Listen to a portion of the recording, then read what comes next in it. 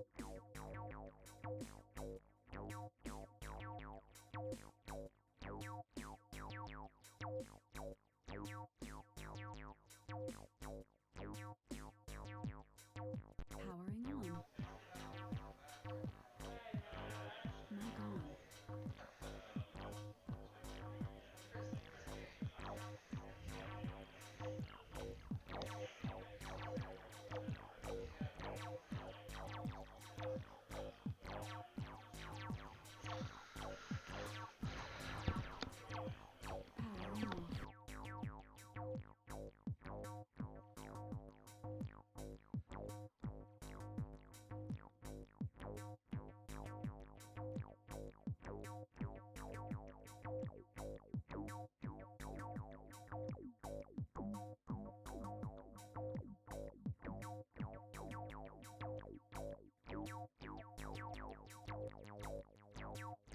off.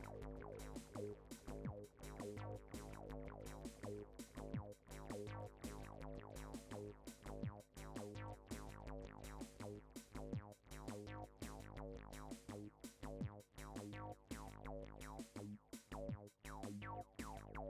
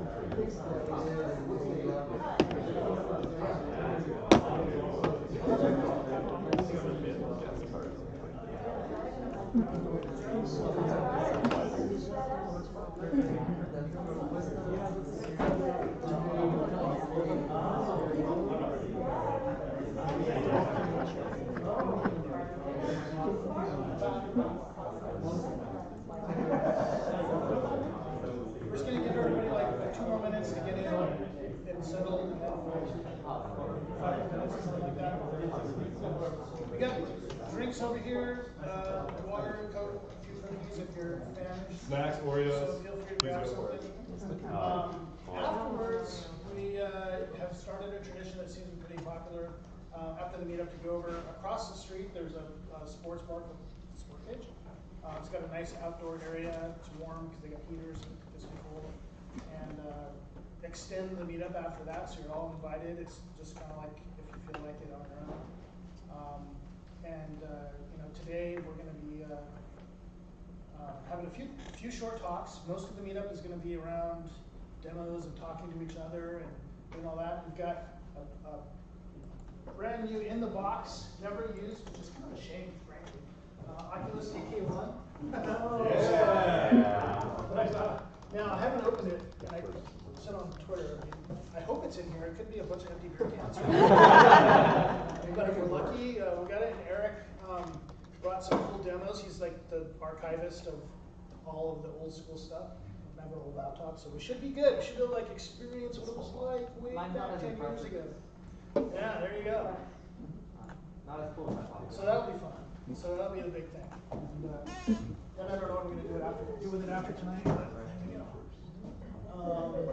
So we just be good. I'm ready when you are. If you want to. Yeah, kick it off, man. All right. Steven. Thank you everybody for coming to Silicon Valley Virtual Reality number 71.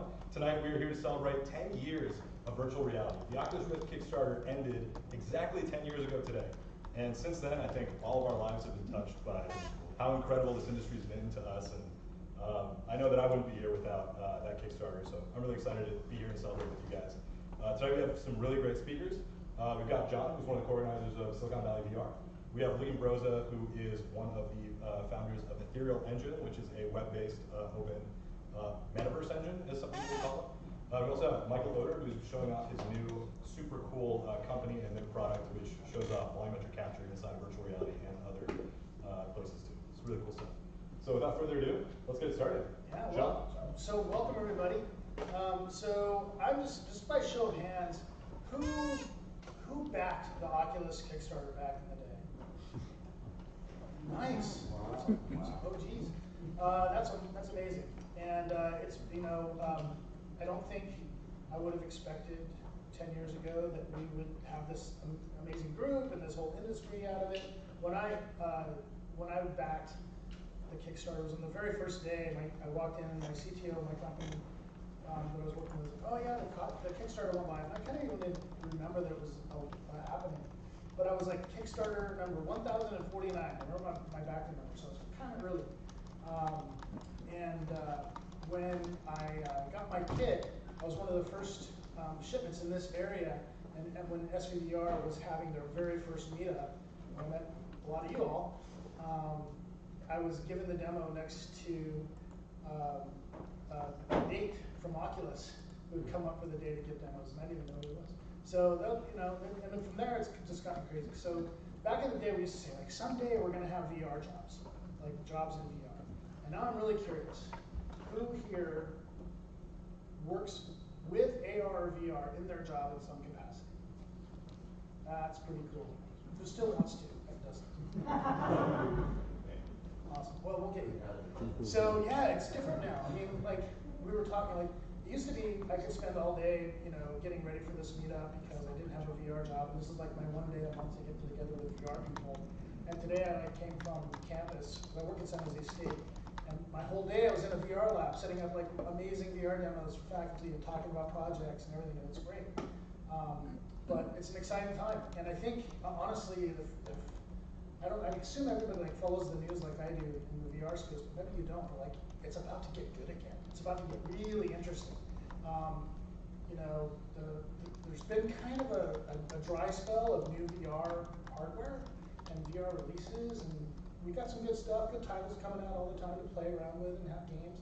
But trust me, like what's coming is going to be it's going to be next level, and we're going to be excited to get together and try hardware that is just coming out, and that's something I really want to make SVVR a key value of being part of this community. Is I want to reach out to the community, get that early release hardware, get it here so we can get our hands on it, so we can see how we can build for it, how it's going to affect things. What's going on, man? It's all good. Speaking of the hardware, anyway, so so welcome, and I think as has become the new tradition, we're going to keep our talks kind of short, like 10-15 minutes, because we know that what we most like to do is talk to each other, grab a Coke, do demos. After we're done our speakers, I'll sit up outside and then grab Eric, and we're going to set up the unboxing, which will be hilarious and fun. And if you've never tried a DK1, you definitely got to try it tonight. And then marvel at how far, put on a DK1, then put on a Quest 2 and play Beat Saber, then put on a DK1 again and go, wow, that's amazing. So yeah, thanks. And we're going to try to keep up these meetups.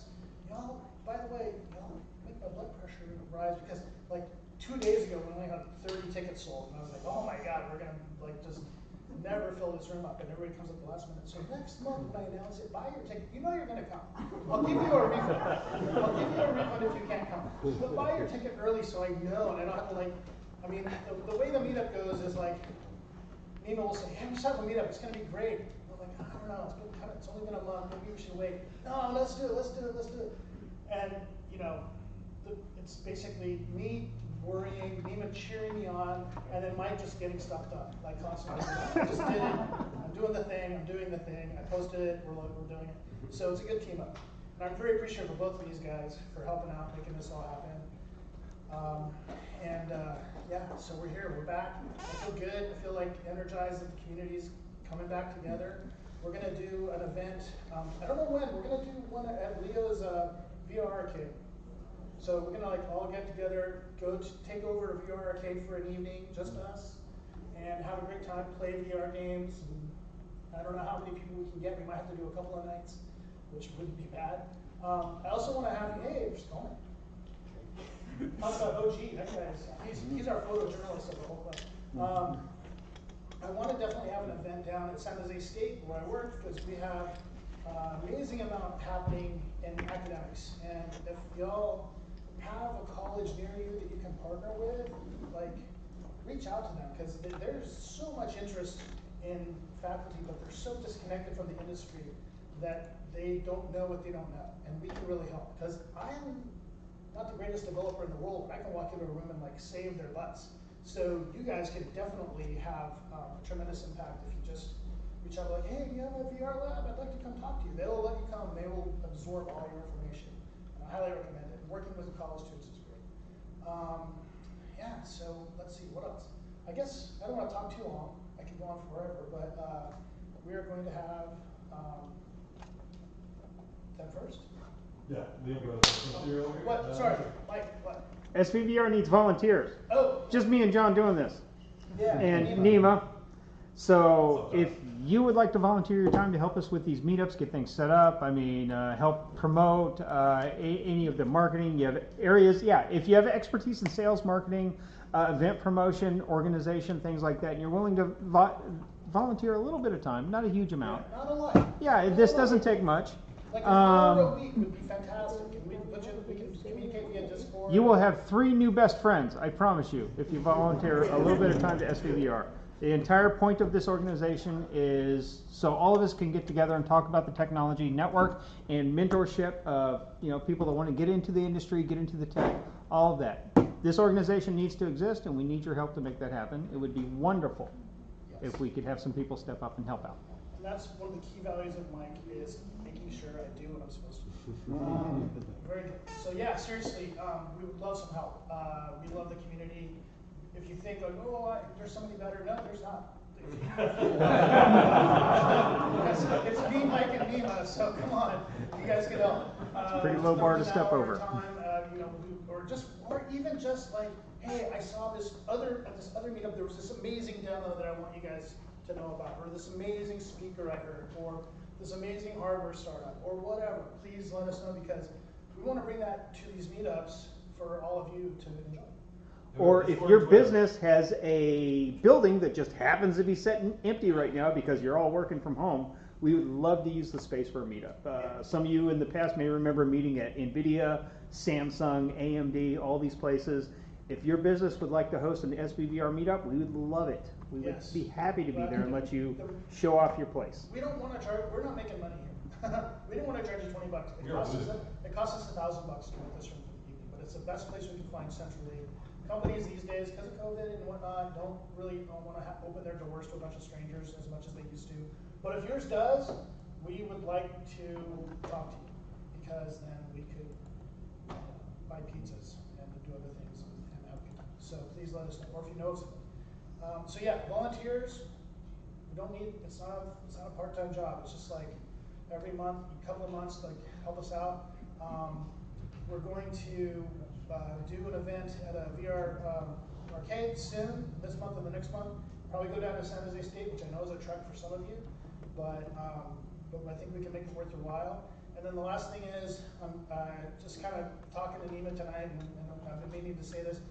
The swag, the SVVR swag, it's Carl and Nana gave us the artwork, so we're going to put up our own little site. So if you'd like to support SVVR and get yourself a nice t-shirt, a mug, and whatever, keychains, whatever you want, we're going to put that out there soon too, so we'll keep an eye out for that.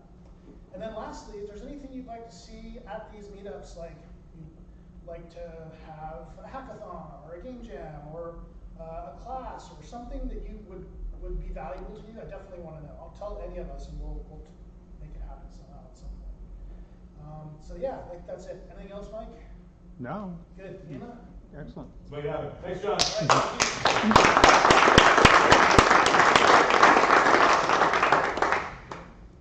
All right, thank you. All right, thank you. All good. Well, I'm from Los Angeles, but every time there was an Oculus Connect, I would come up and do SVVR events, and I've watched several videos online, great events. And if you guys ever want a virtual space on the web, please, we'd love to help build and host some stuff for you guys. And that's, we're here to celebrate the anniversary of the last 10 years, and I've been following along, like most of you, and I'm looking at the next 10 years and thinking about this whole metaverse conversation, whatever the hell it means. But I have, when it's explained with buzzwords, and when they use the buzzwords, it always sounds like they're explaining the web to me. They're explaining the federated set of experiences run by companies and individuals that link together in a horizontal way that no one controls. And I'm going to talk about this kind of where that dream has come from and where it's going. And on anniversaries, it's good to look 53 years back. Ivan Sutherland making sort of Damocles, trying to make essentially a vector cube with north, south, east, west, up and down. And what was he doing? What was that team doing at Bell Labs? They were trying to make an immersive experience. And that's jumping a massive stack of technology, essentially. Who's here's a developer? I assume we have a bunch of developers, right? Does that, some of this stuff look familiar? Up top is like some of the best stuff, in my opinion, my team's opinion, is coming out today. And at the bottom is all the devices I want to develop for, and I bet you guys want to own and develop for. And to get there, you essentially, as a developer, have to get lower and lower and lower into the technology to get it to do what you want. And this is an incredibly hard, deep stack of immersive tech that we have today. And people, they first have to jump over all these tech hurdles and then get into an app store and then into get people's hands. And what do? They cross most of that mode with a game engine, and then they deal with app stores and get to people, get them into immersive experiences. But there's a better way, really. This is not great. We are, as we get devices that we'll keep on our heads for most of our day, most of our waking hours, we're going to be beholden to a lot of blood and treasure will be owed to these people. And I don't want that to happen, just as I don't want to live in a world with fully proprietary computing, right? No one does. And the antidote of the last 30 years has been the web. And the web browser is a magical thing, and it's becoming incredible in the last few years. It can do everything the operating system can do, everything that the hardware running on it can do, with billions of web browsers out there on billions of devices, right? So we're not the first people to have this vision. It's been around for a very long time. Vernal, Tony Parisi, many others in the 90s. Janus built their own browser talking about the web in 2013. There's a lot of fundamental open technologies put here, like WebVR, which has now become WebXR, and great projects like A-Frame and Hubs that have really democratized and exploded the idea that the web could viably emerge as a place for immersive technology. And really, when my head started to turn was reading some papers by Mozilla in 2018, where they were talking about responsive design, where you could build an experience that would work on legacy experiences like a desktop or a mobile device to current and future experiences of headset AR, headset VR, tablet AR, and beyond, and what those patterns would look like. And WebXR has been adopted by many, many headsets, many, many operating systems. There's a lot of energy now in this. It's quite matured. And it's built on the back of OpenXR. I'm sure you guys have heard talks here at SVVR about essentially over the years the existential crisis we've had with immersive hardware and how that was solved by open standards. We can go further with those lessons with what we do on the web, There's a new killer stack in town in the immersive and 3D web tech world that powers WebXR. One of them is called WebGL Angle. So all of Chrome-based browsers have this incredible graphics layer, and they're even building a better one called Project Summit, which is going to make WebGPU, which allows you to do crypto and AI and advanced compute using the full capabilities of whatever graphics card is hooked up to a web browser. And this is all talking, in the best instances, to Vulkan, an incredible new technology that Chronos Group is putting out. There's also an incredible new extendable file format out there called the GLTF, which is becoming the description language of the metaverse. NVIDIA likes to think of their format. I think that we can talk about it. And essentially, the web browser natively, WebXR, can only do so much. It doesn't do what a lot of advanced systems do, like it doesn't do face tracking, it doesn't do pose tracking, it doesn't do object recognition. But WebGL and the web tech underneath it, WebXR, are incredibly powerful. And companies like Microsoft and Google have fought to be able to put machine learning directly in the web browser. This is an example of MediaPipe by TensorFlow.js, all open source. This is pretty incredible stuff. And you know, the most interesting and biggest announcement probably in years for spatial web technology happened this summer, which is Niantic said that they're going to bring their LightShip visual positioning system, essentially world-scale augmented reality tech, to the web by the end of the year. And there's a whole bunch of other companies going after this, along with augmented reality and all sorts of these computer vision algorithms that I showed before. And it's just a Cambrian explosion right now. So, guys excited? I'm excited. Right? Sounds crazy. But most of this stuff's pretty wild. I can't wait to put on my Apple glasses, right, guys? Well, what are you going to do? How are we going to trust this new world? How are we going to control this new world? How are we going to have it on our own terms? Because the companies that are building this right now are just racing for capability. They don't really think about our rights. They don't think about data. We have to do that. We have to not get caught in the whirlwind. So my team has been building open web tools, open source and open code collective, building them together as a very capable toolbox in such a way that it competes with the best of the best out there in proprietary land, but has all the advantages I just spoke of. This is one of our engineers streaming a concert into his own concert theater and having a dance party in his Quest from his computer. He looks extremely advanced, right, compared to like the other things you might have seen in the web. We've been working very hard at this because we believe the web is just so important. Here's a Google Docs for the metaverse experience we've been building as well. You can see we're hooking into a live virtual world and editing it from our desktop. It's like The Sims. I love The Sims. Now you got The Sims in real life.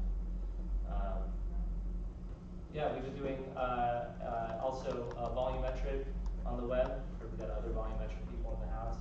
And augmented reality and all sorts of other things on this toolkit. Multiplayer augmented reality as well. This is one of our fashion experiences. Synthetic digital fabric, things this here, clothes change around. I'll give you guys a QR code if you want to play around with this. It's all out there. It's etherealengine.org. Yeah, it's actually an old version. I was on a boat, so I was like, that's the best thing about augmented reality like this. You can pretty much just like start making content like crazy.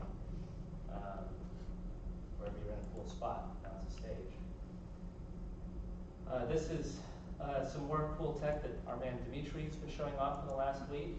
I'm sure you guys have heard of wallets and crypto wallets. These are web wallets. This is a credential engine that doesn't require a browser extension, works across websites, allows you to have all sorts of sovereign identity and data privacy models. And we're showing here that I actually picked up a credential, a VIP pass, lets me in a room. I can also show that I'm 18 or all sorts of things with these tools.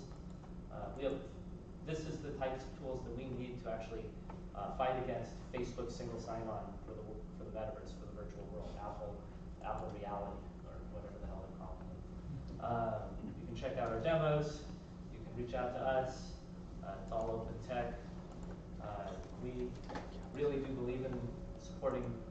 parts of the immersive web metaverse.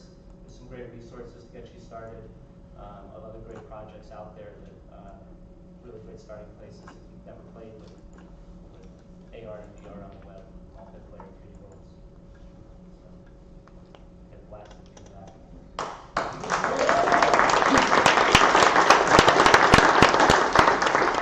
Any questions? Yeah, please, ask questions, because that was interesting.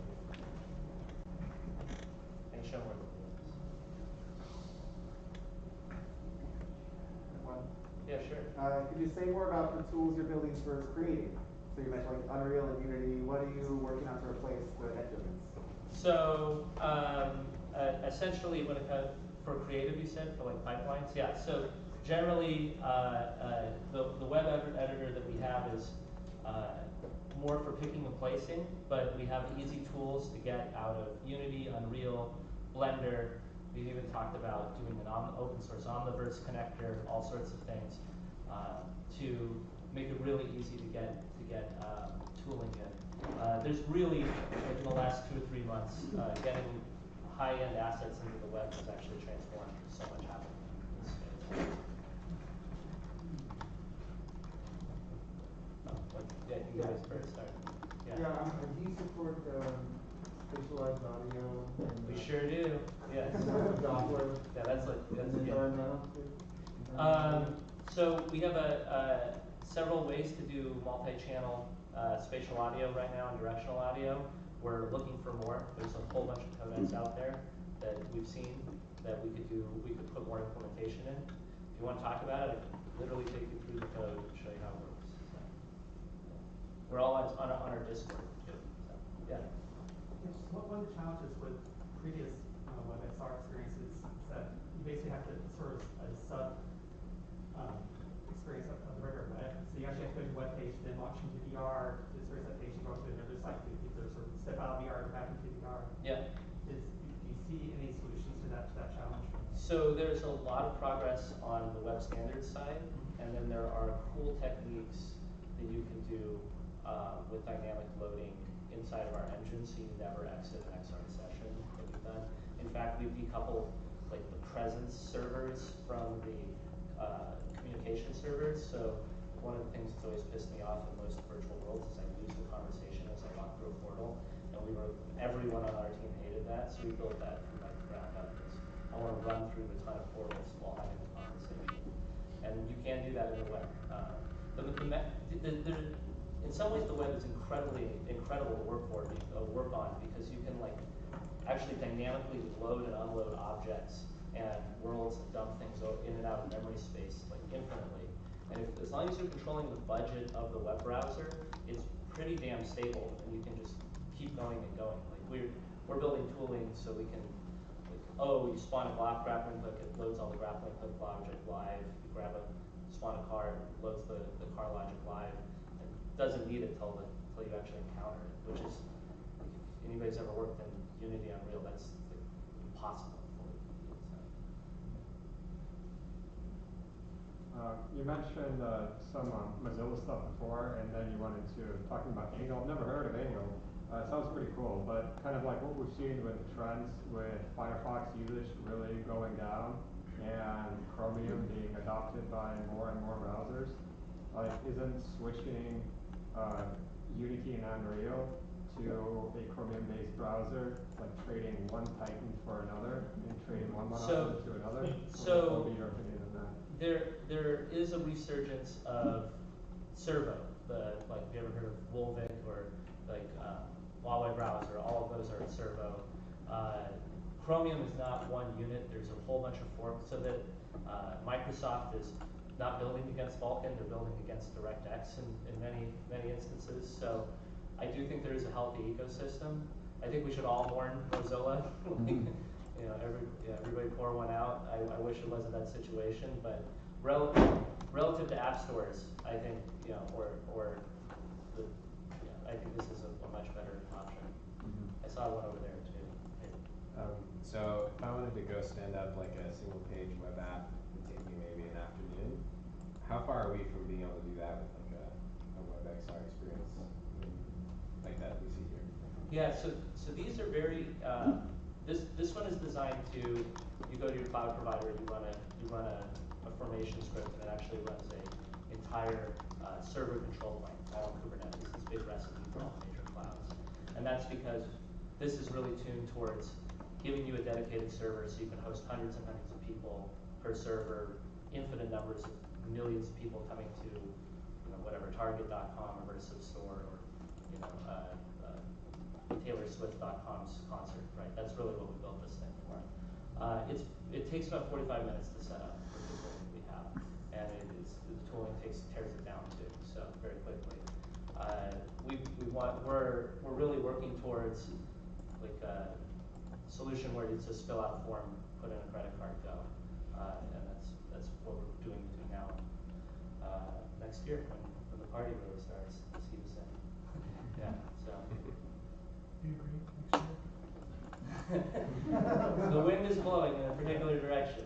Yeah. We're not dead yet. I'm curious, what is your CCU count on this? And if it's Google Docs for the XR or the Metaverse, what are the core features? So the user counts on this is we have a bunch of, it's really on per client and per excursion. We've had thousands of people in events. In fact, we're actually expecting, like we're doing something at Burning Man right now with the group for kind of the art reasons. It might actually crack our records, so I have to get back to you on that. Is that shirtless or? Another one in the tapestry, but with the one that MIT Reality Hack's working on. But as far as your second question, we really do see this as like a three-sided platform where there's really, we use like Westworld terminology as we're building it. We say there's a side for guests. So if a brand or a company or an organization like SVVR, there would be the host, and you all attending their events would be the guests. So the SVVR leadership would be making the world. They might go into the other side of our platform, which is our studio, and be they might be the creative or bring in a creative to make the world. And then you go into our admin system, which we haven't shown here, which actually allows you to kind of host, like run the event.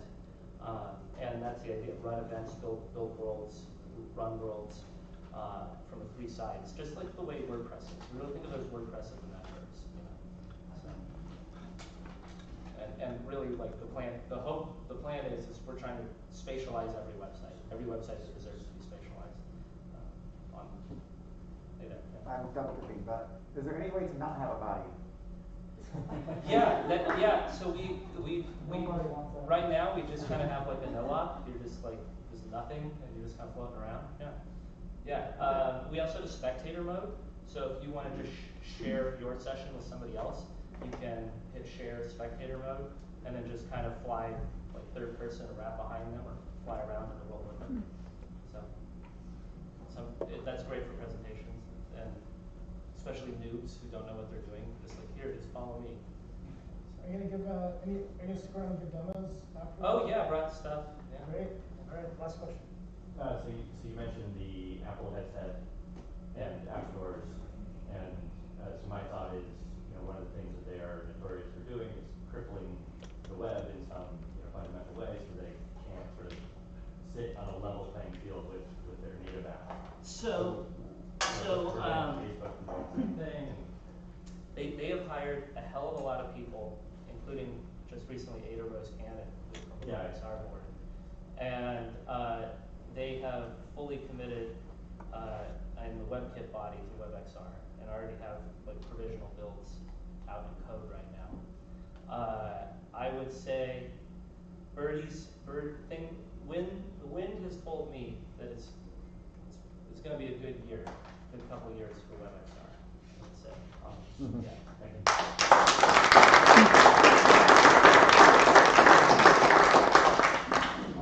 I love that so much. That's WebXR.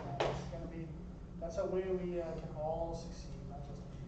So next up, Mike Oder from talk about this company Wisp, but also he's patient in East Bay. He runs the East Bay VR Meetup quality group. So if you don't want to come over here just for your VR fix, talk to Mike. You can take your over there. So anyway, Thanks. yeah.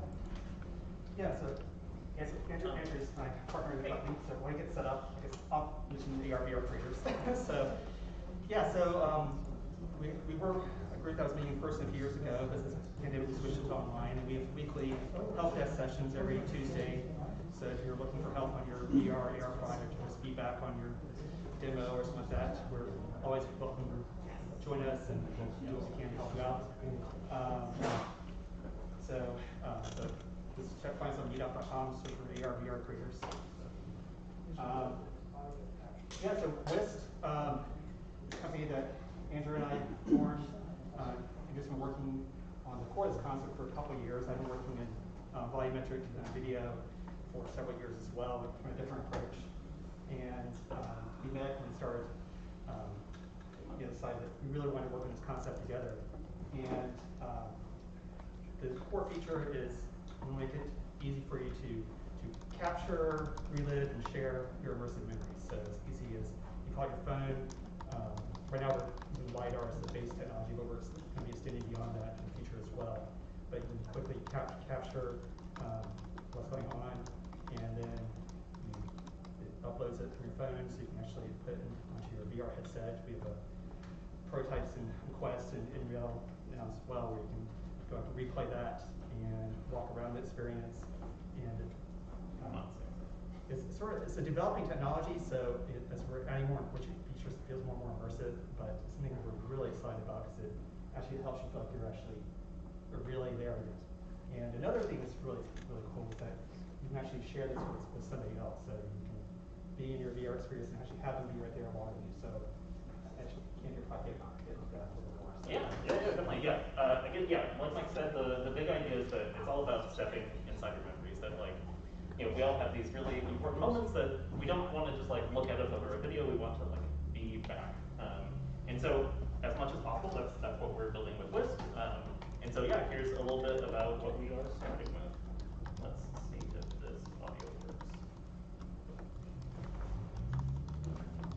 Oh, come on, computers.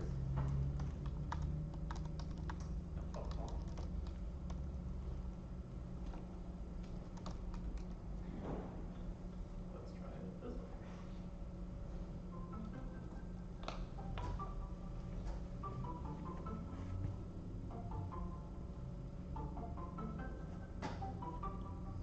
So it's really easy to use. Yeah, you just take a video. Feels very normal, but we're capturing more information about the world so that we can reproject that memory back into 3D. Yeah, works on mobile and in VR. It's very cool to see you moving. It's my wife's ultrasound. Can't remember. Mike's kids.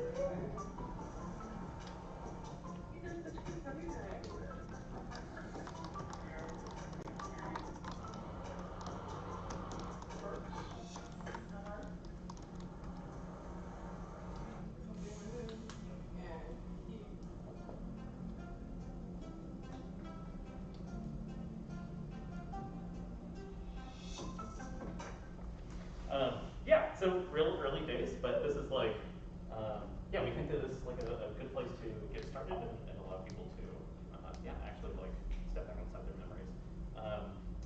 Yeah, this little video is loading. Yeah, the biggest differentiator we see is that there's photos and videos, which are great for what they do, but it's a very passive experience. There are things like photogrammetry, which allow you to scan a space, but that's also static, where we live this really dynamic, engaging life, and so like the video you saw before, what we're trying to do is bring that back into 3D as much as possible, starting with what we showed, but yeah, working on building up some of the reconstruction of the scene and starting to synthesize some of the things that the camera has not seen. And so yeah, both Mike and I are here. We have 4 different demos. You can try them out if you come up to us. You can also shoot me an email at andrew@wistlabs.com or join the waitlist at wistlabs.com. Yeah, that's us. Thanks.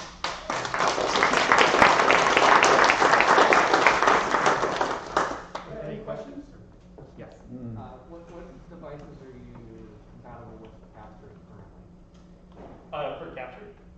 Yeah, so pro models of iPhone. And actually, yeah, so that's iPhone 12 Pro, 13 Pro, iPad Pro also. Yeah. Once you have LiDAR. Yeah.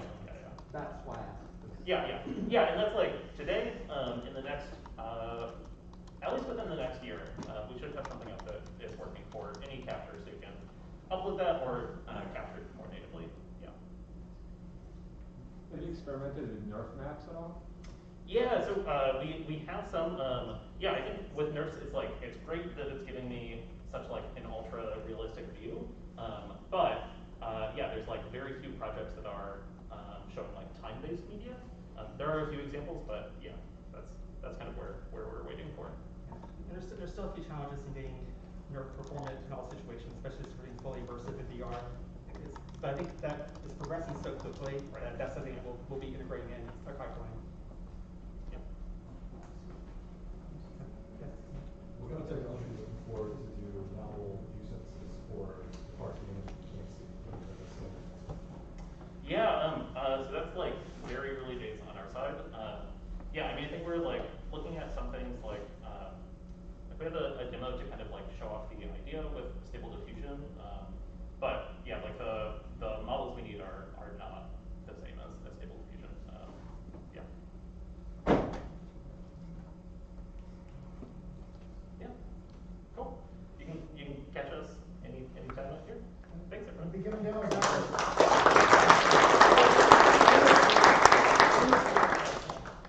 Talk about games.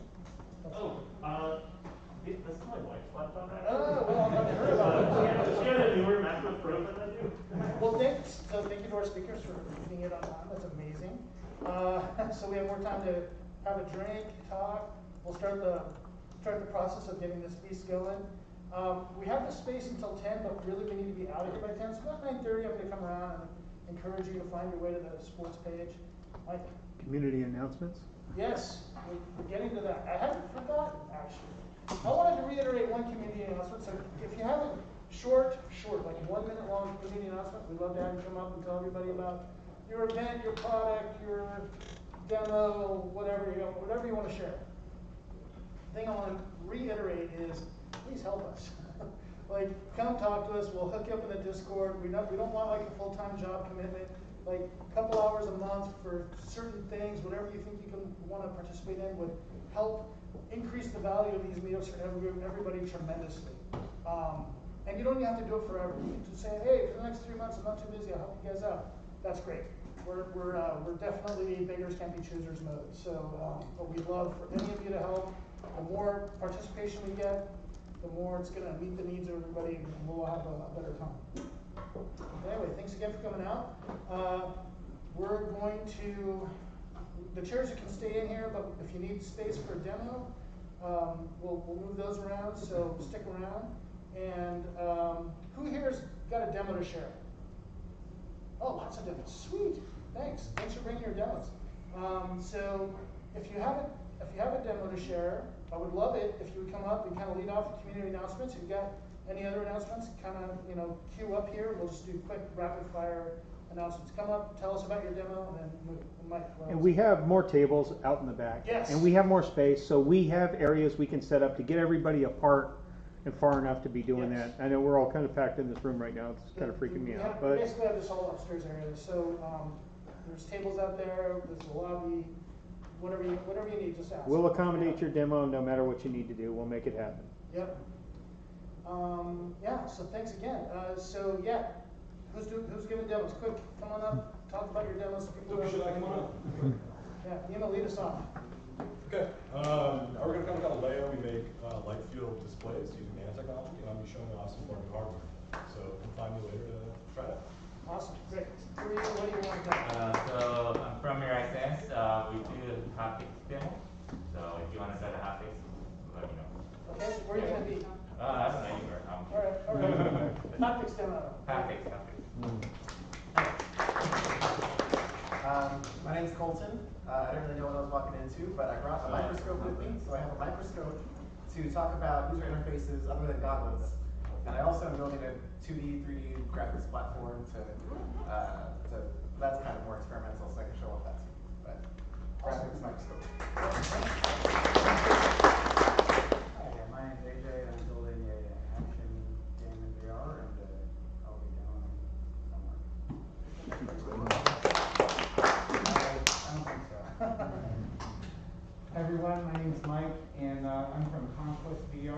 we're going to be releasing these earphones that will fit on Quest 2, Bifocus 3, Pico Neo 2 and 3, and also the Garho. And it's for, we tune these for immersive audio. It's got a flat frequency response. We have a very good engineer who made these, so I'll be demoing these probably outside. So Yeah. it's more fun. Cool.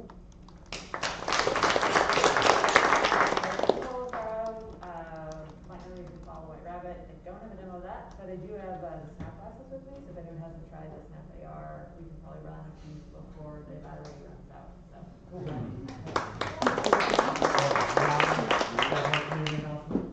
Right, so another community announcement.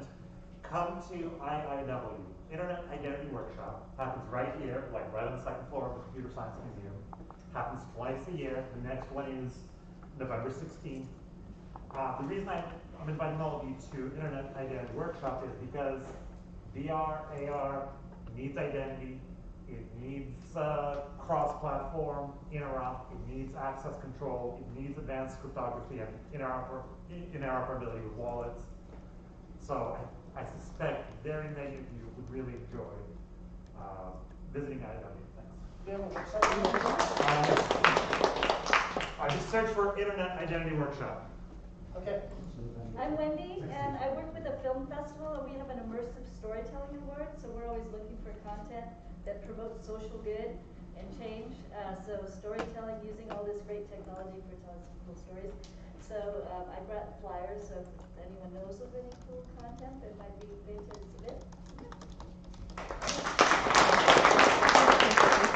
Hi, I'm John. I'm working on a kind of control scheme for VR where you don't have controllers.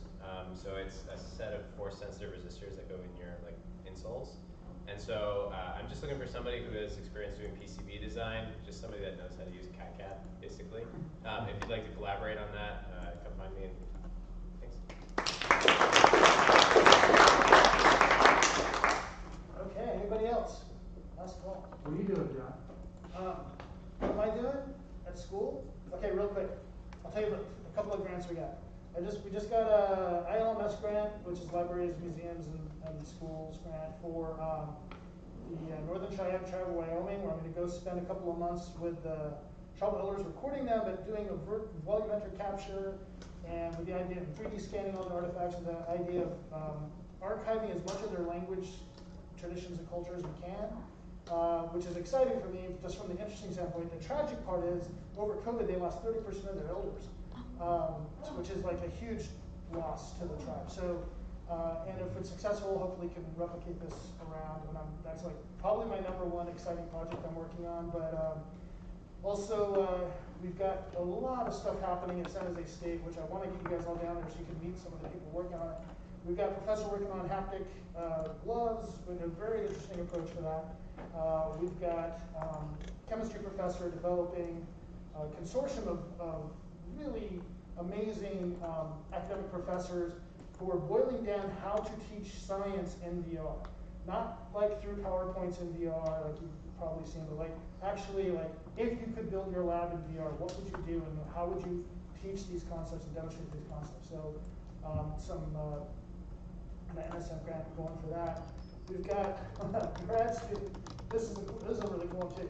He's getting a grant from NASA, and he wants my help to build a VR app to demonstrate his design for a self-deploying greenhouse on the moon. So like, they send it up in a pod, it lands, it unfolds, it inflates, and it's a greenhouse on the moon, like right out of The Martian. So that's super cool. So he wants to build a VR app so we can show that. I love that one. And we've got everything from like, this is another cool one we've got where a food science professor is coming in and they're making aquafaba foam out of liquid bean juice. It's just bean juice. And but they make it into a foam as a food substitute. And they're then 3D scanning it and then putting it in VR so they can evaluate how it can be used. And I was like, why is this? First I was like, why is this important? But it's like, turns out like it's millions of tons of food waste per year that can be used, and it's a very high protein source, and it's like a very important problem. And now we're talking to a university in South Africa about how they could use it to basically salvage this waste product and turn it into a really high protein food. So that's interesting. yeah, we got dancers, we got the Beethoven Center creating this thing called a panharmonicon, which was an automated music box that Beethoven invented in the 17th century, or, yeah, 1800s, with another guy. It was a completely robotic orchestra. He actually composed music for it. Nobody's ever heard about it though, because they only built 2 of them, and they both got blown up in wars. But the Beethoven Center is trying to recreate it, and we're building a VR app where you can go in and see this panharmonicon and play the music that he wrote for it, and then eventually we'll try to reverse engineer it. So yeah, a lot of cool stuff. Like, not everything has to be games, not everything has to be enterprise. Some of the most amazing things have come in my door, just people going, hey, wouldn't it be cool if we could do this? Like, we're gonna capture the hip hop dance club and animate them. We're gonna get some, the sports teams. We have a motion capture one. We got a Noiton VPS that we just installed. 240 frames per second motion capture, which is amazing. So baseball teams coming in, we're going to do swing analysis, which is really cool, right? So anyway, I'm having a great time. That's it? That's all? No, there's more. Yeah, come down. I need help. You guys want to do a side project, come down and help me make some of this stuff, because I don't have enough time. But yeah, so it's great working with the students. I'm so glad COVID's over, sort of. But because the students are back, and I just had 15 of them in my lab today doing AI art, and we're talking about building a VR AI art museum. So lots of fun stuff. Yeah, that's it for me. Please stick around, talk to each other, form a company, try it demo. It's an SVVR tradition for 10 years, and we'll keep doing this for another 10 years, and who knows where we'll end up, right? Yeah!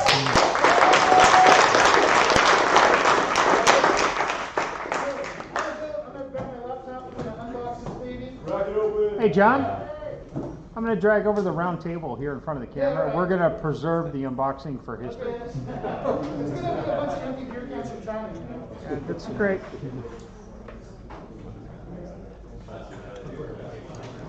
What's up, you guys?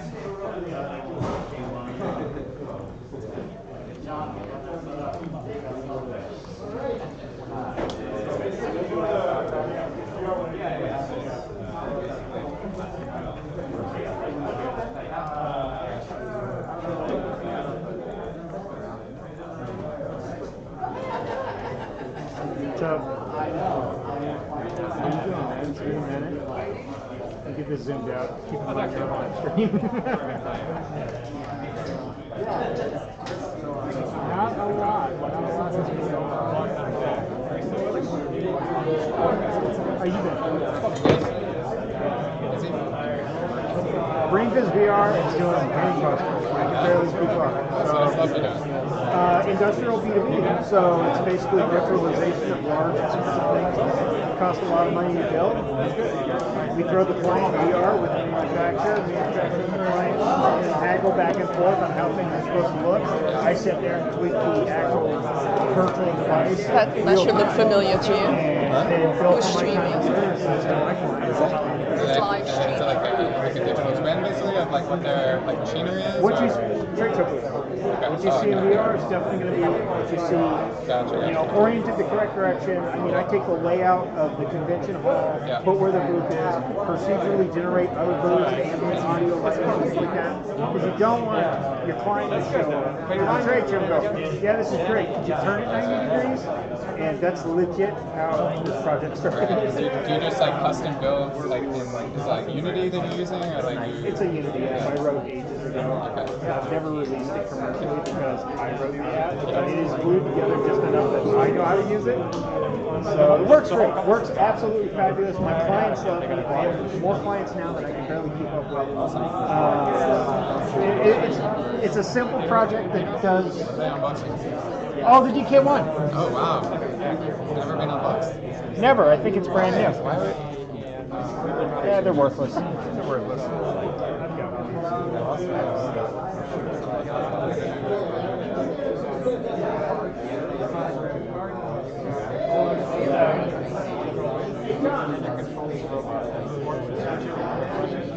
Stuff like that.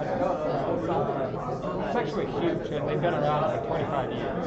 There's been over 10 million surgeries. it's kind of like when you got to think about it, like you think about robotic surgery, it's got to be something new and like totally untested. Not really, it's everything. Completely invention. Anyway, yeah.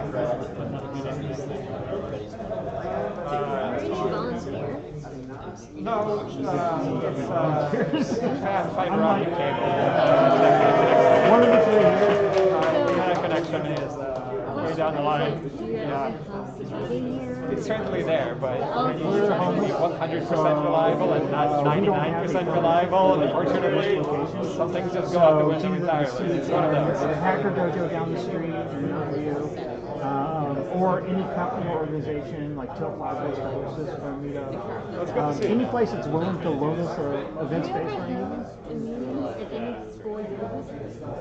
John runs the VR lab at San State, so we're looking at doing that. So, but yeah, if the university wanted to have us come and do one of these meetups and bring a bunch of industry professionals and enthusiasts, we're doing that. No problem.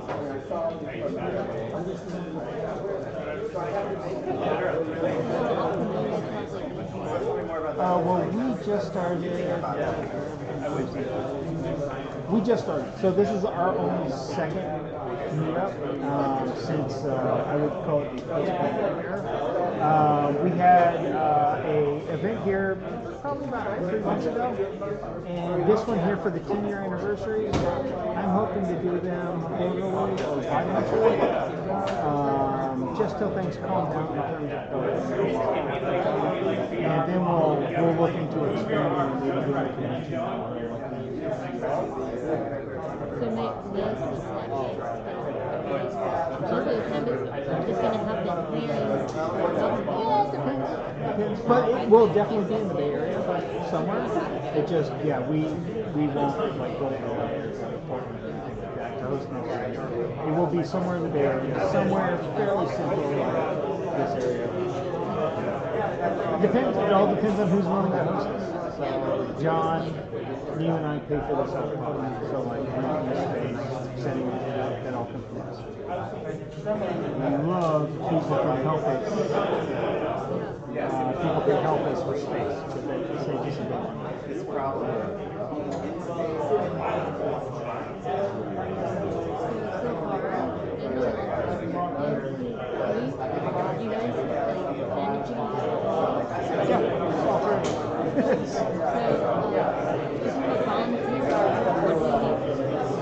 Well, like tonight, my girlfriend was here with a tablet, checking people in on Eventbrite as they came in, and make sure that people had a ticket, they're set up, and name badges and stuff like that. That's something that needs to be done. Marketing, promotion, so people can jump on the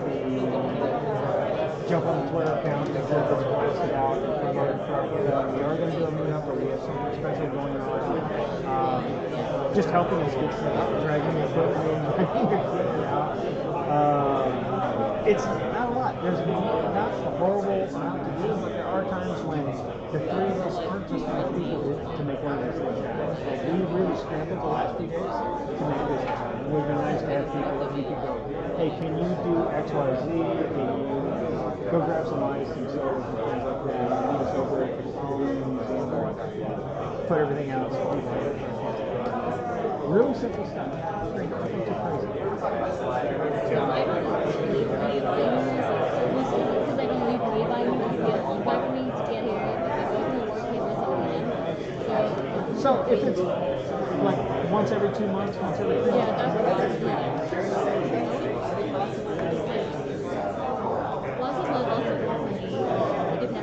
I think while I'm impressed, I didn't expect this many people here tonight. I think we're like 20 or 30 people over what I expected. I think that's like the last meeting. Yeah, we had like 60 people at the last one we had. I expected maybe 20 or 30 people here. Did not expect it. So this encourages me to do like quarterly or bi-monthly. Yeah. It would be nice if we can have a list today. So we know. Yeah, I mean, mean, you don't have to face well, that's easy to say. That's no big deal. I mean, we have a Discord server. We have private channels on the Discord server just for our staff. It's easy for me to integrate the calendar in Discord and just block all that stuff out. Who can volunteer, who can't, not a big deal. Again, something else that we could use help with.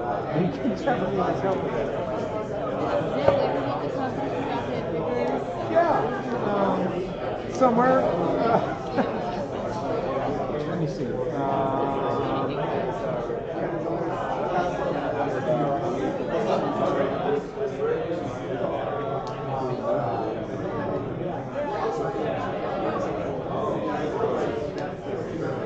So we have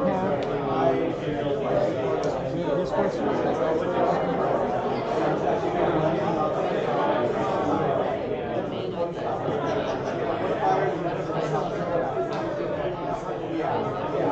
Jump on the Discord. Do you have a link? To Discord.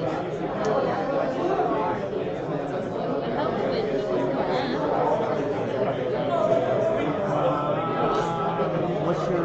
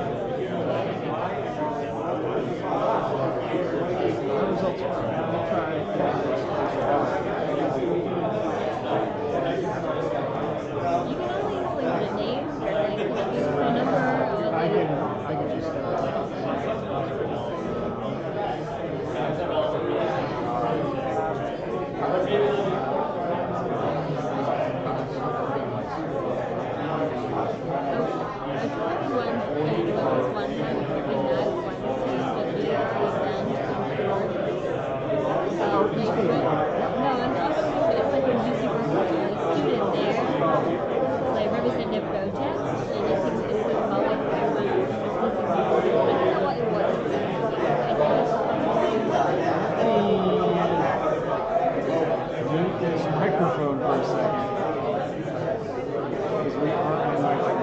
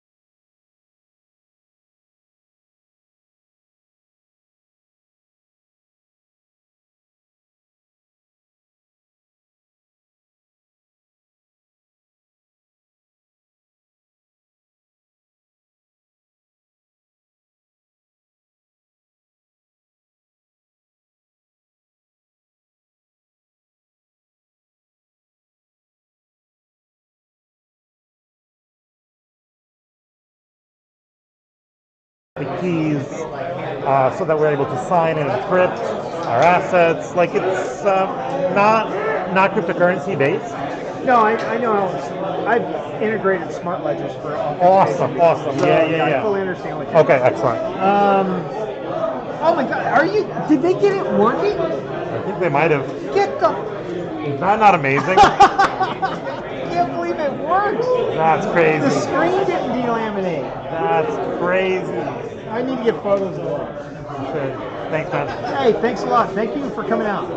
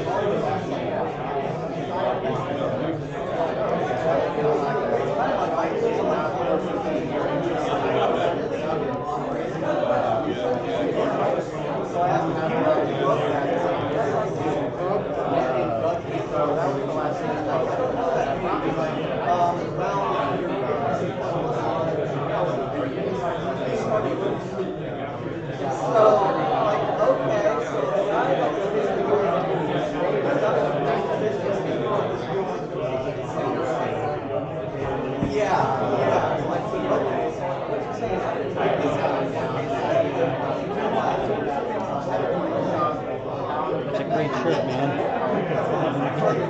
I won a hackathon at Amazon for Scenario, and they had me up to be on the AWS Twitch channel and describe the stuff that I built and saw it. And they had box images there, and I stole it.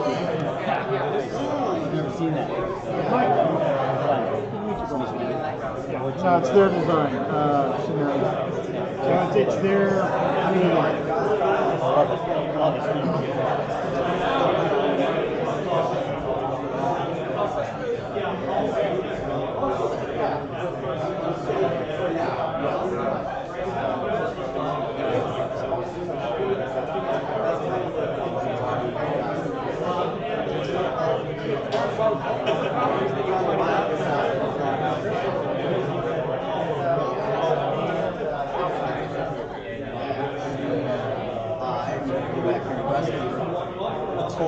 brought with me. How about if I bust it out here? Do you care? Alright. Go ahead. This would be my demo area. I spend so much time playing Virtual Go. I brought that with me.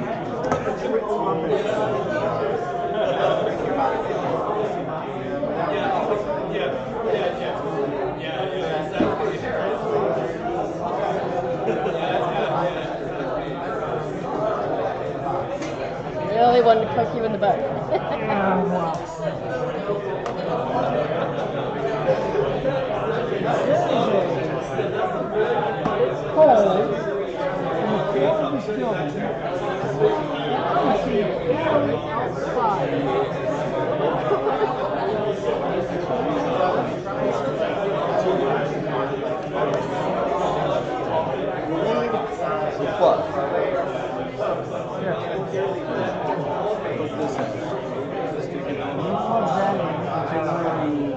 Old things on the floor. Oh, I'll show you an old book that is also research material.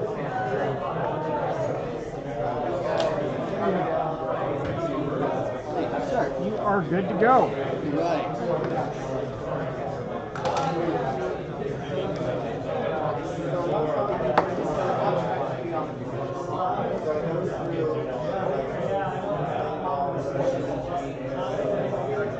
So, my buddy Kevin, who does the Hyperboy flashcard for this, yes, just tweeted out an announcement. I guess somebody's working on Battle Center. Yeah. Like not an exact port, but like an adaptation that like takes advantage of it. They're tweaking it so it's kind of virtual voice specific. So I'm like, I am excited for that. That's gonna be kick-ass.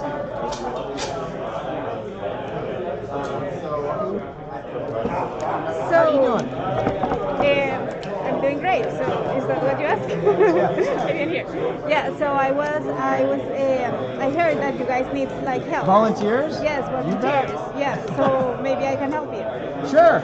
Are you on our Discord server? That's what Nima said. No, I'm not. Okay. We have a Discord server. You and everybody else. Yeah. Like, you can buy them. People are hopping on right now. Yeah, because he's not really making it. But oh, there we go. Somebody I talked to earlier hopped on. So if Not you yet. have, I bought one so that I could dev for it. I'm writing a monitor for it right now. Invite. By the way, I got a demo of my site. Oh, okay. Stenosis, and I don't know why. They say it's I was gonna say neck cold. It looks like you got a nice little neck warmer going on there. Let me get the URL. And it's permanent. I brought a demo. you want to play? Here. I've even got some homebrew in here too. Oh my god. So. Before Comey Hold on just a second before you start speaking. This thing, emulators exist, but they're not accurate, so I'm writing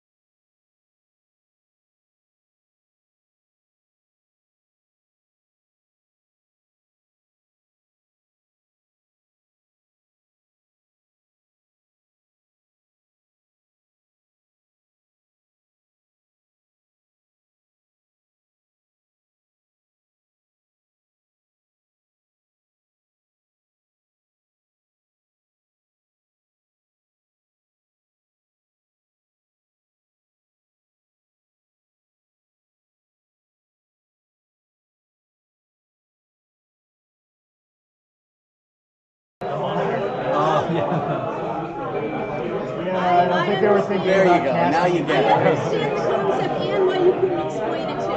Yeah, yeah. This is at Meetup, right?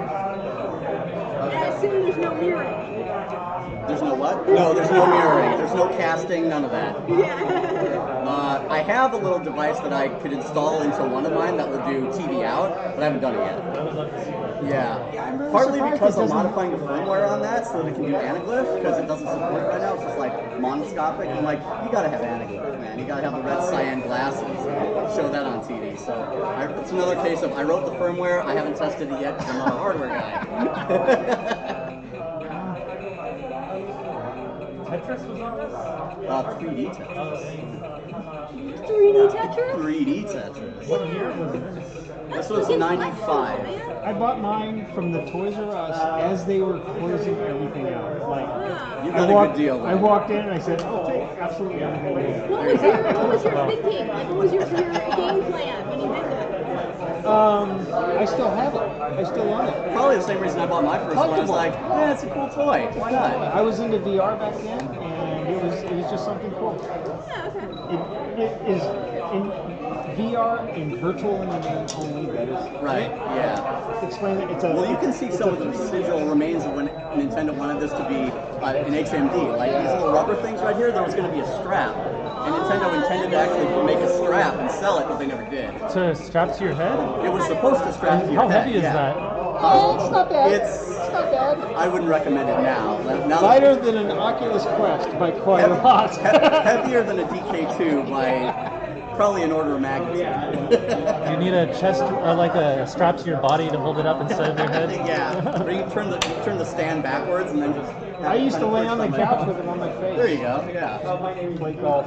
It also has a link port, but they never made a link cable, and they never made any games that supported it either. But it's there.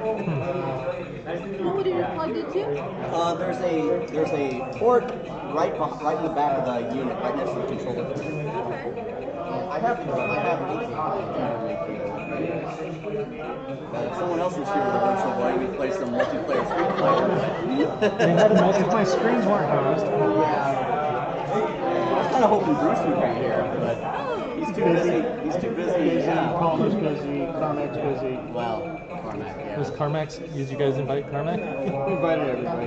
We invited all the OGs we could think of. John was trying to twist my arm to get Carmack to like show up on the stream or like record a video, and I'm like, John, wait a minute. You want me to ask John Carmack to show up at 9 p.m. his time and record a video for a meetup full of people he doesn't know? To be fair, I'm pretty sure he recorded that Steve Jobs presentation at his wedding, so there's precedent. That's Steve Jobs. I was thinking about just sending emails out to the people that I know from the original wave, just saying, hey, whip out your cell phone and record a 5-second, 10-second blurb and send it to me. There you go, yeah. And John, Neiman, and I are slackers. We didn't get around to it. Yeah. You didn't even ask? I mean, I didn't even ask. I told John that I would even break off the time. tweet Carmack and ask him, but I didn't do that either. It's like, I always feel awkward asking people for stuff. yeah, me too. Unless I like know them really. Yeah. Does that? I don't. My relationship with Carmack, we're not close. We're not BFFs. Isn't that guy, Blake J. Harris, does he live in the Bay? The author? I don't think so. I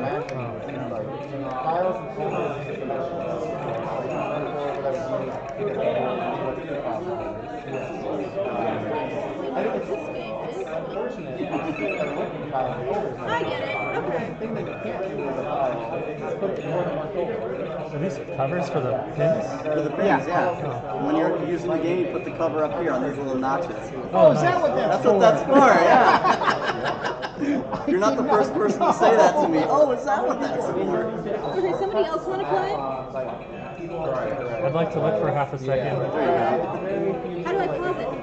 Start button, which is right there. I have it set on easy, which I think might be a little too easy. Okay, good. It's on pause. Go ahead, jump in. In here, this is the link page. They had made the file. The dev menu has a pin on it, so it's like, hey, you can just make it yourself. And the shell itself is actually, if you exactly. That's what you do. Hold the controller in front of the stand and stick your face in it. It should tilt on the stand. So is this made so that you can do like multiplayer? Is that connect two virtual together? Yes, it does. And I happen to have 2 copies of this, which supports. This is a homebrew. It's a Street Fighter. Street Fighter 2. And I've got a video of me versus some Bruce at one of the SVVRs a few years ago. I really wish I could be good at Street Fighter. So do I. I've tried very. It's one of those things where I've tried very hard, but it doesn't work. Yeah, to me it's just like press whatever and hope something. Yeah, what's up? Yes, get the file is inside the file. That would be great. And I'm imagining like every folder, which is a group of files. I'm our current video editor, and I am absolutely terrible at it. It's my favorite game. Is there a way to keep in contact with the games that takes advantage of the And like, yeah, from the outside of the box. We have a Discord server. So pop on the SVVR Discord, and then ping me, John, or Mike. Let me see if I can make that happen.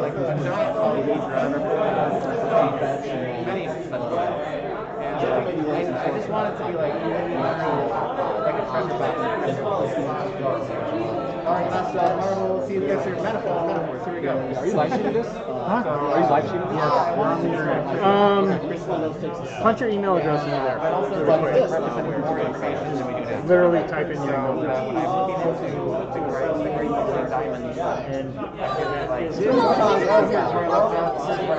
Everything's arranged in space. Okay, you'll get a link in a minute. Pop on the Discord server. Say hello in the introductions channel, and I'll and then just in general say, hey, I'm looking to volunteer, and John, myself, and Dino will reach out to you.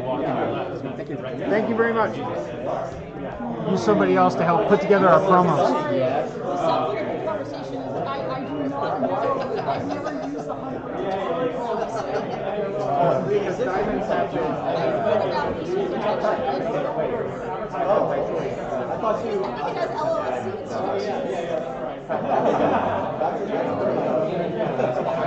Specific location of a file in this 3D space.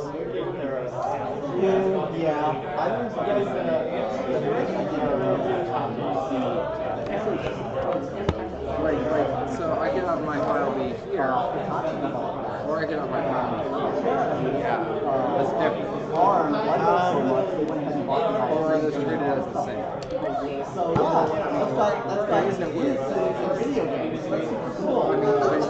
So I'm making it up as I go along how it could work. Everything is linked, like every file is related to it. Oh, okay. Sure. Explaining it like some references. I don't know it. It's like oh, yeah. The generalization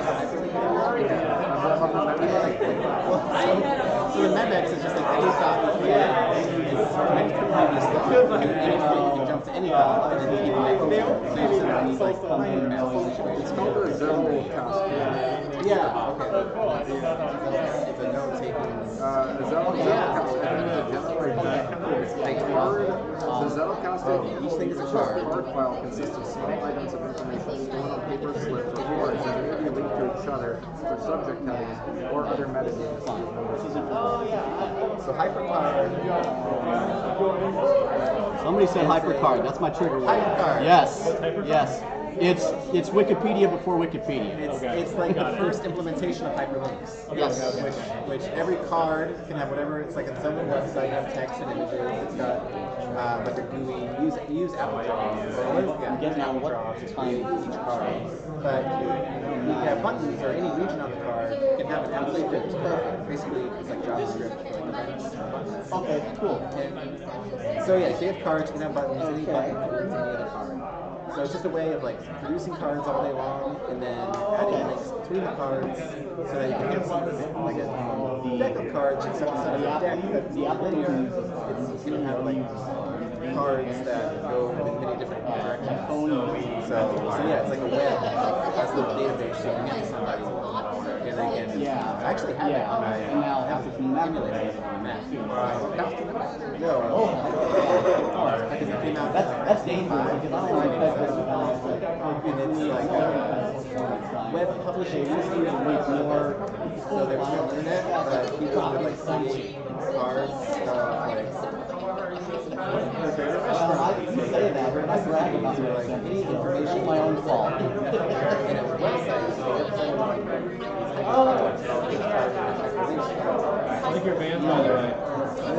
I got married in the same pair. These? Yeah, the shiny black ones. Yeah, because they're basically tuxedo shoes, right? Good black and gray combination. Yeah. I think I'm up to like 20 pairs at this point.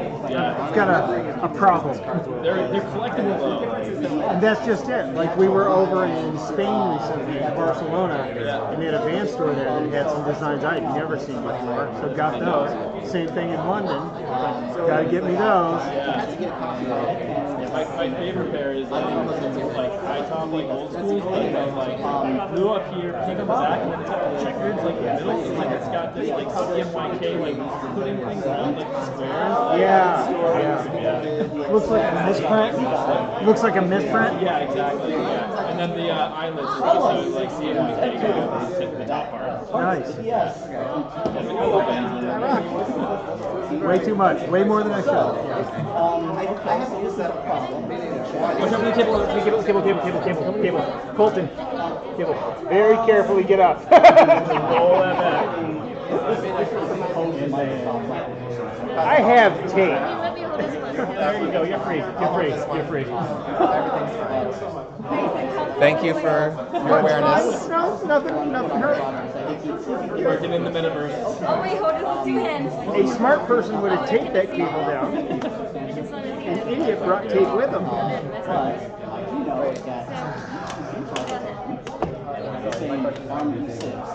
If you think about the question, if it matters, it does. I want to know how the void matters. And that's a good question. Cartridge comes out. Well, we're talking about like Machining comes off the top. Like in Jurassic Park, zoom around. And it's indexed to fit a certain way. And like I think Apple also it's thought of this. In Windows, everything's on a grid. Like Apple, you actually can't like drag the icons anywhere. I think Windows. Hopefully. But like all the files are always right where you left them in a very like spatial sense. And that was very much Apple's idea of that. Folders would be spaces. Give it a minute to warm up. It is very old technology. So I'm trying to think of like. If you're like me and whine because you have to wait 30 seconds for the microwave. Microwave's fast. Instead of folders, we have giant. Why do I have to chew this food? Can't it just be in the That's what it's saying. Oh, well, yeah. I have the soylent in the shop right now. It's a great substitute for lunch if I don't have time. So the first part of the meeting is aesthetic. I want it to be a nice place to be.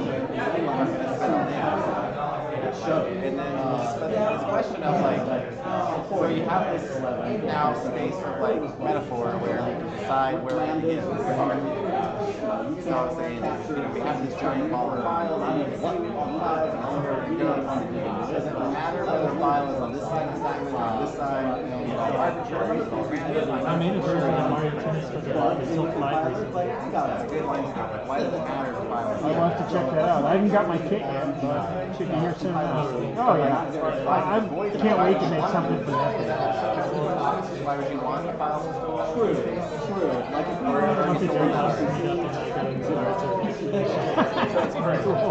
she's good about that. It's freaking fun. It's probably. You got that over me. I can read it. I'm sure there's more to it. That's what I mean. Like, so I'm imagining like a diamond with cuts, right? Right, yeah. I would zoom into one face and then up to one place, zoom into another face and then up. So yeah, the facets that you're, because you know, you look through a crystal, and like as you rotate it around, So you can't read that? space around it. It's like one of the file systems where you ever seen this? go in. And then there's right, bin one space. Yeah. I saw one in a Japan, when I was in Japan, there was one in the store that didn't work. That's the only thing I ever saw. I have one. I bought it new in '96. The '96 game. Yeah. Toys R Us was discontinuing their stock, and I went in and bought everything they had. I have one sitting in my shop right now. Nothing's repetitive, it compresses well. So cool. I can't believe it took so long to come back to virtual reality. This is like the only. I can. You can? Okay, so the only reason we have modern VR is because of these. That's it. If it wasn't for smartphones and pushing screen technology, and GPUs finally gets to a point to where we can push the frames, probably still need MVR. It's so weird that the processors get so good when most people do basic stuff on it. Like, it just keeps advancing, but for some reason, VR is the best way to push the absolute limits of your hardware.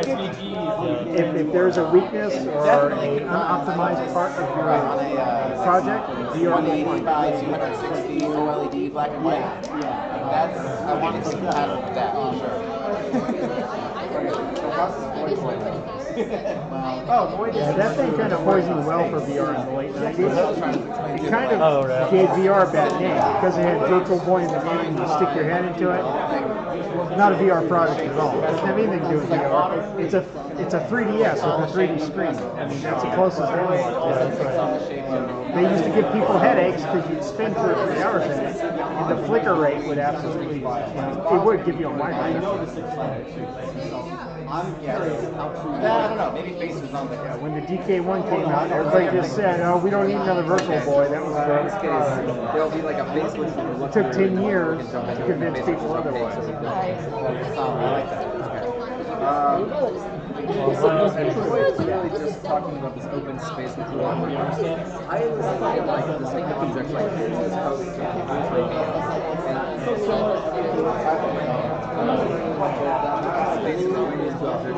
probably how this void variant size has changed. It's got an effect on the files. But that's not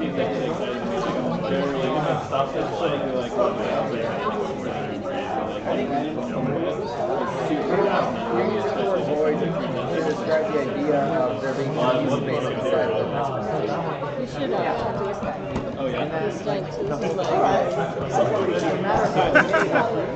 Okay, kids, time to wrap up. You don't have to go home, but you can't stay here. So, thank you for watching the stream. We'll see you at the next one.